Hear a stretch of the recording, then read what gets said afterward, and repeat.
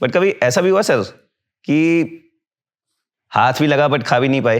मतलब होता है ना सर कि जितने ये बोल रहा हूँ कि आदमी ये मेरे को लगता है कि हर फौजी के साथ में होता है ऐसा कि हम आपको सक्सेस स्टोरीज के बारे में मालूम है, लेकिन फेलियर स्टोरीज भी बहुत सारी उसके पीछे होती तो कोई आपका सर एक केस वैसा रहा हो? है। एक वहाँ पे मैं बीएलटी का एक मिलिटेंट था, उसके पीछे बहुत पीछे पागल था एक तरह से, वो बहुत ज्यादा नोटोरियस था, यंग बॉय था, 18-19 साल का।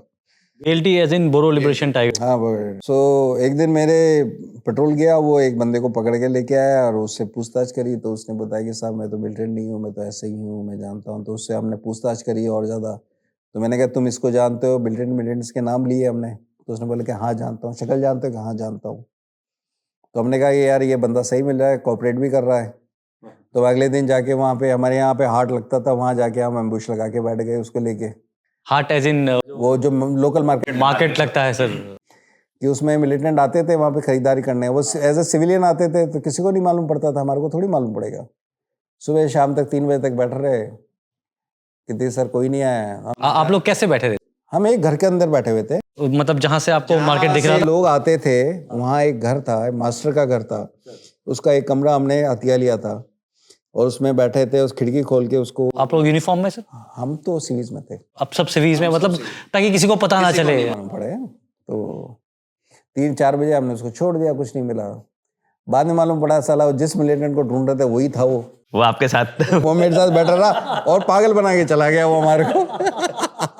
ऐसा होता है। फिर बाद में मिला सर? नहीं, बाद में वो मारा गया। मेरे को मालूम था फौज के साथ में इंटरकाउंटर में मारा गया। मिल जाता तो बच जाता शायद।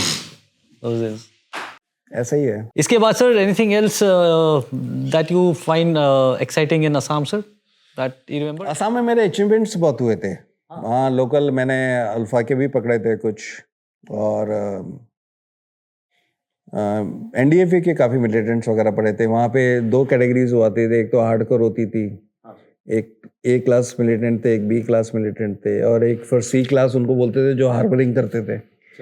तो ए क्लास थोड़े पकड़े थे हमने 3-4, और बी क्लास हमने करीब पकड़ गए थे 10-12 के आसपास। So that was my achievement there, and I was quite content. मेरे को कंटेंट था, मेरे को ये सेटिस्फेक्शन था कि मैंने यहाँ पे जो मेरा टेन्योर था वो सक्सेसफुल है। या that was thing. And then you went after some time sir, इसके बाद आप नागालैंड और आई थिंक उसके बाद में हम नागालैंड गए। नागालैंड में तो सीज फायर था, तो वहाँ बेसिकली हमारी बटालियन की ड्यूटी जो हुआ करती थी वो एयरपोर्ट पे थी, दीमापुर एयरपोर्ट पे थी, और बाकी वो जो दीमापुर से लेके कोहिमा तक का जो रास्ता है उसके ऊपर हमारी एरोपी लगती थी।